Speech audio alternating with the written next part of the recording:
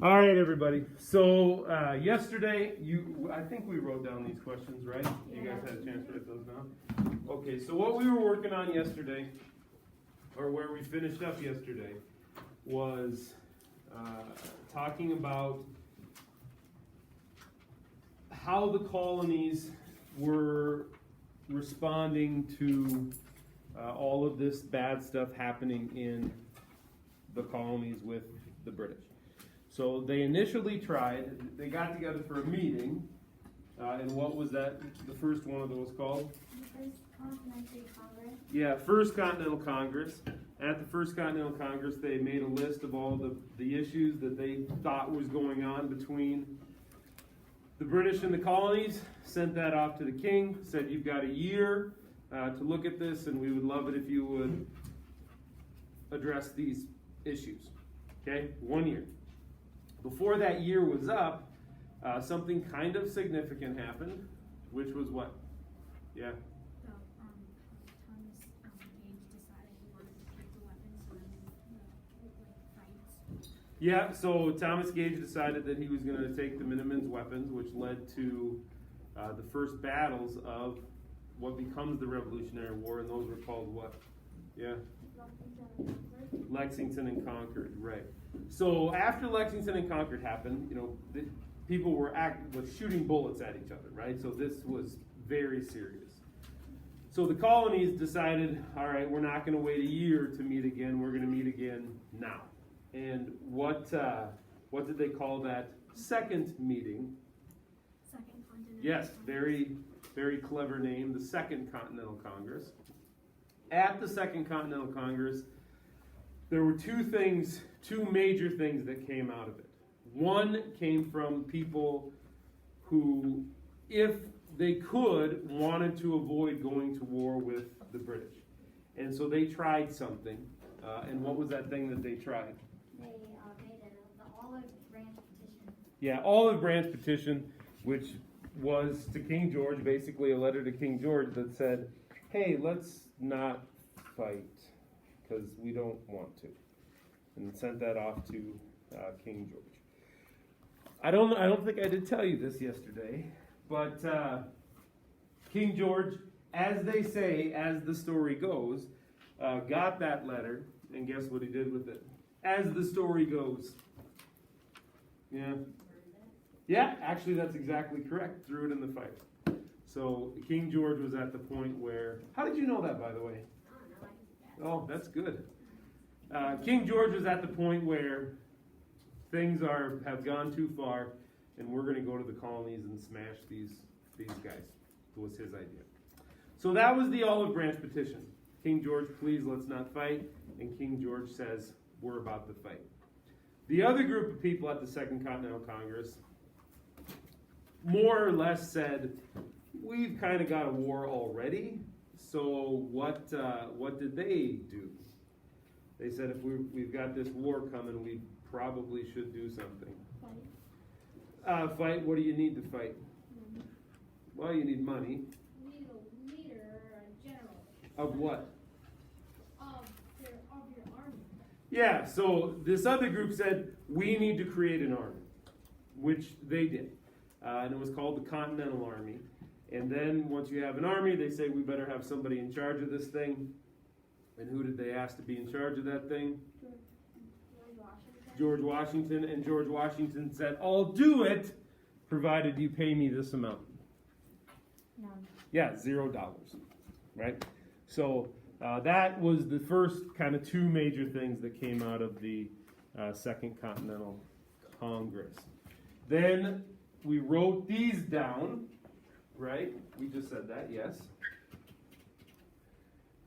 So here we go. So we're into May 1775, about the same time that the Second Continental Congress is occurring. And Fort Ticonderoga was a fort. It was a British fort that was up in New York, right? And this guy, his name was Ethan Allen. You guys ever heard of that name before? I think there's a furniture store today called Ethan Allen. Ethan Allen and the Green Mountain Boys decided that they were going to go and take over this fort, which they did. So early May, in the middle of the night, Ethan Allen, Green Mountain Boys show up at Fort Ticonderoga and take it over. And, kind of surprise. Here's the British guy, and presumably his wife. And so you wake up in the middle of the night, some guy's at the front door, and you're in your nightgown, and he bangs on the front door, and he has a very sharp sword pointed at you, and he says, "Guess who's in charge of this place?" In your pajamas, you probably say, "Apparently not me anymore, but you," which is what happened.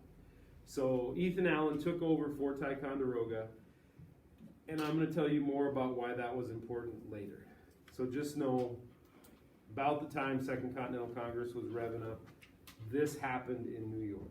Took over Fort Ticonderoga. What was significant, what's going to become significant, is at Fort Ticonderoga, there happened to be a bunch of cannon there that, now that the Patriots, we'll call them, took over the fort, they had control of those cannons anymore. So they took those from the British. Okay? So we're going to come back to this Fort Ticonderoga, but just know that that has happened. Here's Boston. Has anybody here ever been to Boston? All right, so today Boston kind of spreads out all over the place, but in 1775, basically Boston was on this kind of little peninsula here. And what the situation was you had the new colonists, the Patriots, the soon-to-be Americans, that were sort of surrounded around Boston, and you had the British, who were very much holed up in Boston. So on here, all of these little squigglies, these blue squigglies would be the Americans, these red squigglies would be the British. So the British basically controlled the city of Boston, and they were surrounded by the colonists, this soon-to-be Americans army. Now, here's a thing that happened. Right here, okay, so this is all Boston Harbor, so all this blue is water. So you had a little bit of water, and then you had a town called Charleston, which I suppose you could think of kind of like a suburb of Boston, maybe today, anyway. And then you had two hills here, one called Breed's Hill and one called Bunker Hill. Now, all of this that I'm going to tell you happened on Breed's Hill. They call it the Battle of Bunker Hill. So it was the same guys who came up with the 7 Years' War based off of the 9-Year War, I guess. But this all is kind of happening on Breed's Hill, Bunker Hill. It's called the Battle of Bunker Hill. So the colonists, the Continental Army, the soon-to-be Continental Army, decided that they were going to take Breed's Hill and kind of dig in on Breed's Hill. Right, this was, was going to be elevated place overlooking Boston. So, strategically kind of a good place. Okay, so that's what the Americans decided that they were going to do. What the Patriots decided they were going to do. So they did that.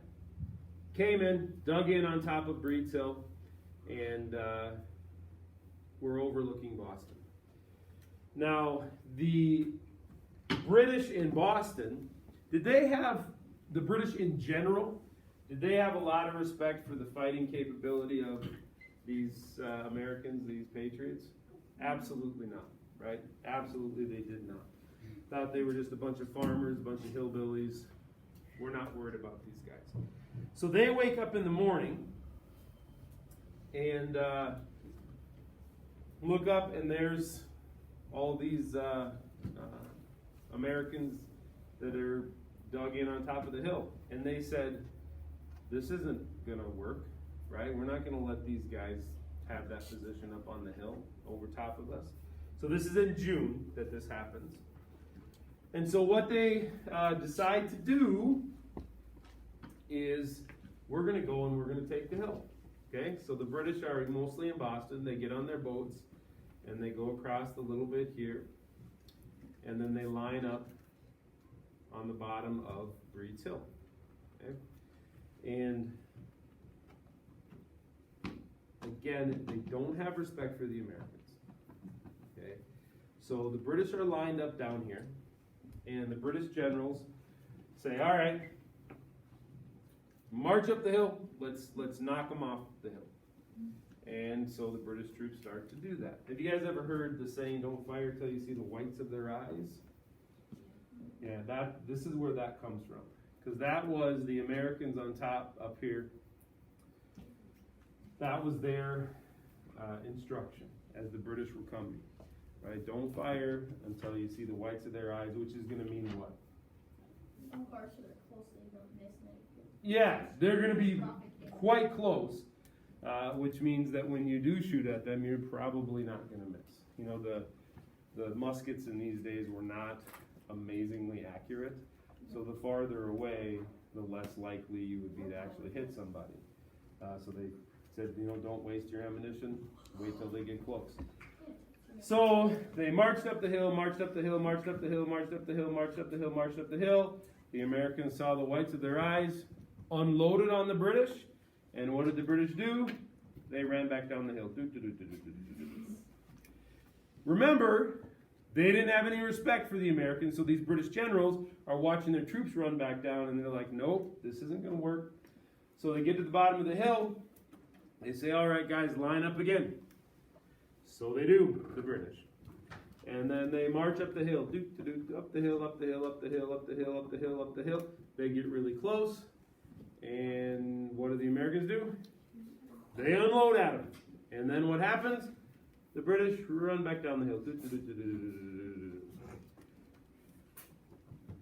British generals don't have any respect for these American soldiers. So they say, nope, we're going to go get the hill. So they line all their soldiers back up again, and they say, march up the hill. So they go marching, marching, marching, marching, marching, marching, marching, marching. They get to the top, and guess what happens? The colonists have basically run out of ammunition. So the British troops actually take the hill.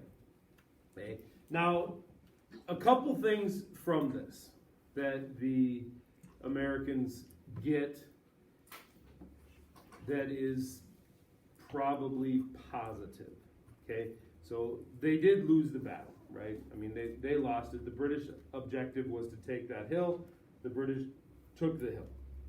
Okay, so the British won. But it showed the Americans that they could successfully stand up against the British, because they showed it here, and seemingly could have done it all day, provided that they didn't run out of ammunition, which they did. But had they had the ammunition, they could have done this all day, right? So that gave the Patriots, the Americans, some confidence, right? Gave them kind of a morale boost, like, yeah, we can stand up to these guys.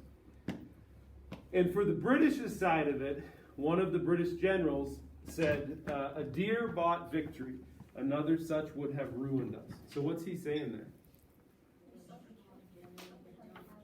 Yeah, I mean, basically what he's saying is, yeah, we won that battle, but if we win too many more battles like this, we're in big trouble.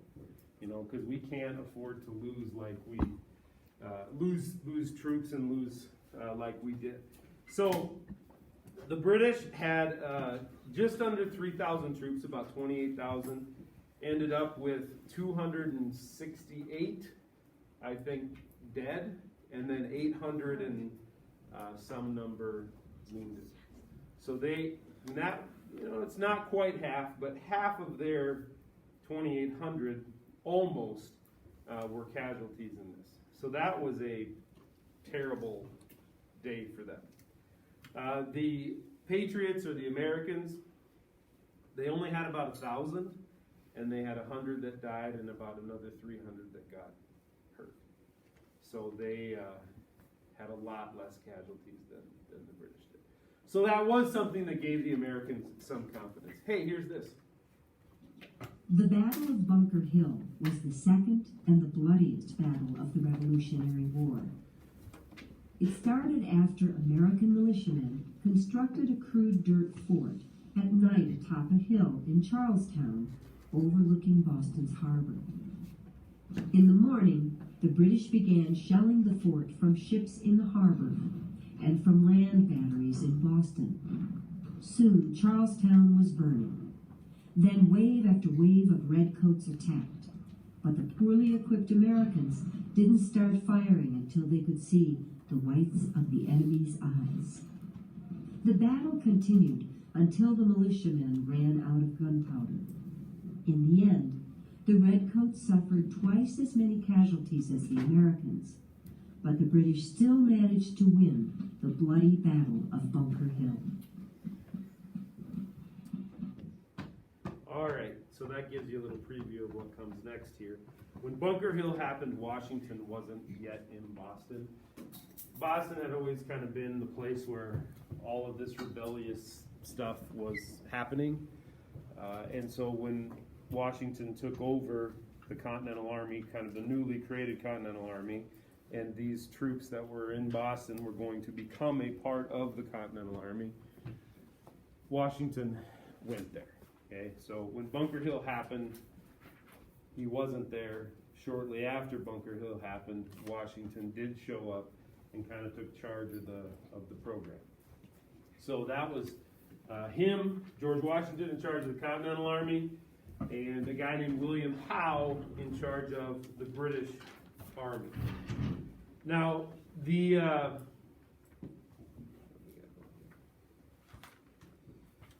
situation basically was the same in that the British controlled Boston and the Americans, the colonists, the patriots, Continental Army sort of surrounded Boston, right? Now, Washington, of course, wanted to get control of Boston again. You know, the British had it. It was kind of the center of all this rebelliousness. And so, you know, the soon-to-be United States, the colonists, wanted control of Boston again. So that was Washington's job, get control of Boston. Now, here was the problem. The British were very well dug inside Boston. You know, they weren't going anywhere. And what was, for the British, they were a very powerful nation. And a lot of their power was because they had a stellar something. Like top-notch, best in the world, yeah. Except on the water. Oh, shit, Yeah, what would you call that? Yeah, Navy. So the British had a dynamite Navy, right? And so they controlled Boston Harbor, which meant that British ships could come and go as they pleased into Boston. So they were all locked down. You know, the British were basically locked down in Boston. You know, they weren't, you know, coming out. But they could get all the supplies that they needed, right? They would just come in with the ships and drop off whatever they needed. So if Washington was going to be able to take Boston, we somehow had to get them to not be able to resupply themselves like they were. Because as long as they could resupply themselves, you know, Washington wasn't going to take Boston. It just wasn't going to happen. So his job, Washington's job was, then we got to figure out what we can do about this Navy out here. And so that's where you remember back to the first thing I told you that we were going to come back to. Is Charleston still a town today? Yes. It is. Is Yep. that in Maryland then, right? Nope, it's in Massachusetts. Maryland is south of Massachusetts. Kind of looks like that big bay. Chesapeake Bay? Boston Harbor. Yeah. But it is not. So, Washington somehow needed, if he was going to win, he somehow needed to control this harbor to make it so the British couldn't come and go as they pleased. So he's kind of thinking about, what in the world could I possibly do that could get control of this harbor? Well, that would be tough, to kind of build up a navy from nothing, quick enough to do that. Yeah. Well, you're on the right track. He somehow has to prevent these ships from coming in and out as they please. So what he does is he thinks back and he says, oh, Ethan Allen. Remember when we talked about him? What did he do? Took over Fort Ticonderoga, and by doing that, what did he get control of? Cannons. A bunch of cannons. So Washington says, okay, I've got access. I mean, these cannons are a ways away, but I've got access to these cannons. And he thinks, what could I do with these cannon that would help? And he says, oh, I know what I can do. What I can do is I can place the cannon, there's some elevated ground over here. If I was able to place those cannons right here, then I could control the harbor, right? Because the ships would be coming in, and as they got close, I could shoot cannonballs at them, right? And then I could control the harbor. So he thought, that is what I need to do. Okay, so his first issue is he somehow needs to get these cannons to Boston. So he's got one of his buddies, a guy named Henry Knox. Have you ever heard of him before? I bet you have, maybe. So Henry Knox goes to Henry Knox and he says, all right, here's what I need you to do. I need you to go to Fort Ticonderoga, which is about 300 miles away. I need you to get these cannon and then bring them to Boston. And Henry Knox says, okay, I'll do it. Problem is, it's winter time. Okay, at this point, it's coming on winter. And in these days, did they have nice, big, paved 4-lane interstates and things?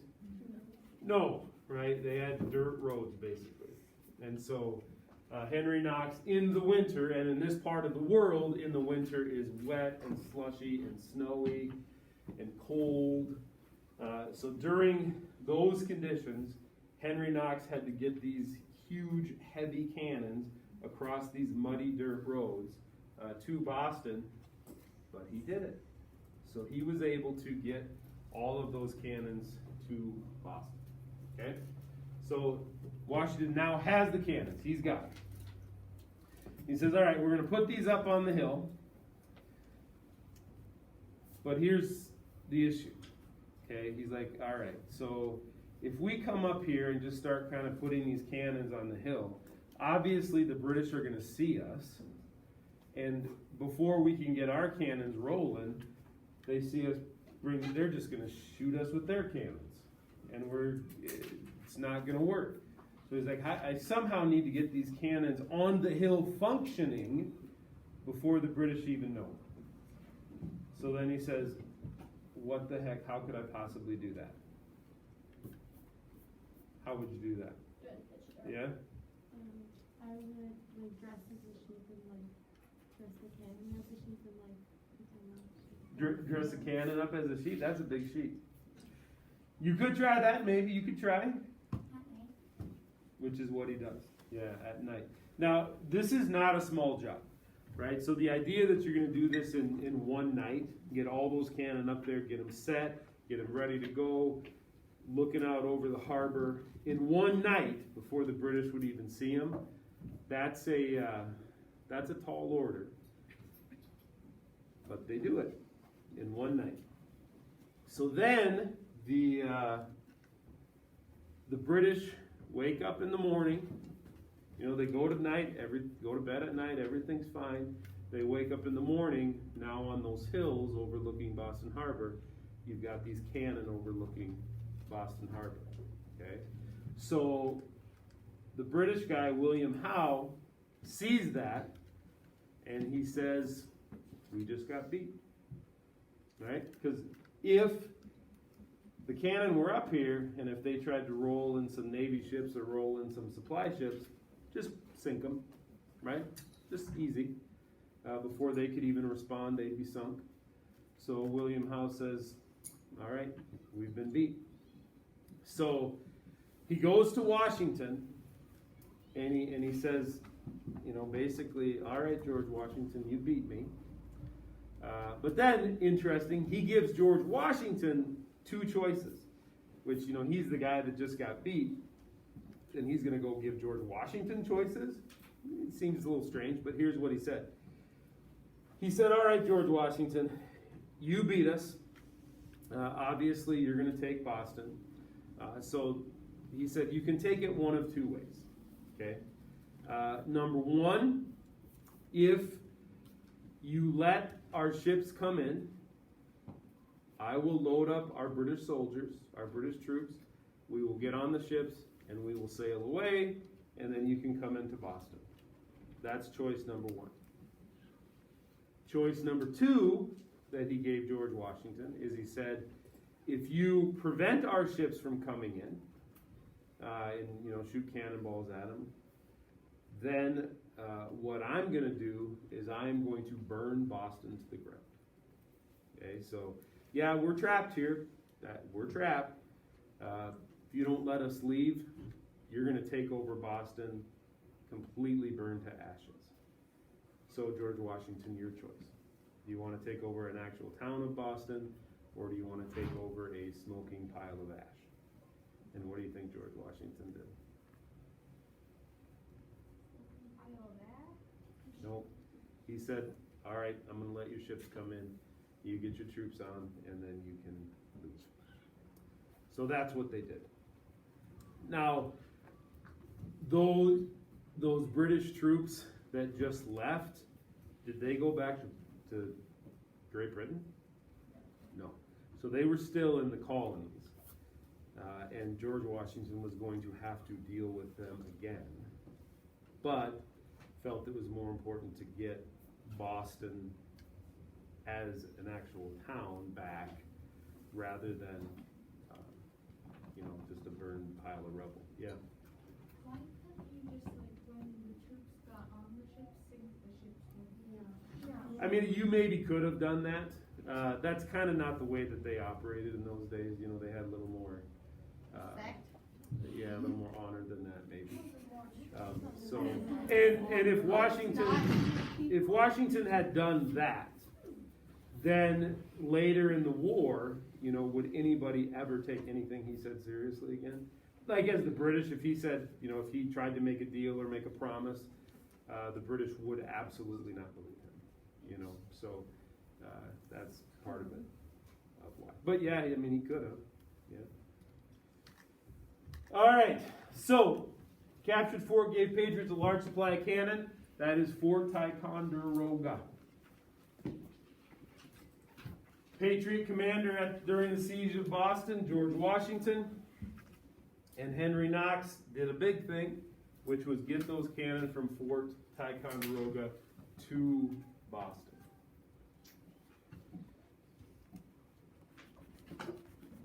So anybody have anything there?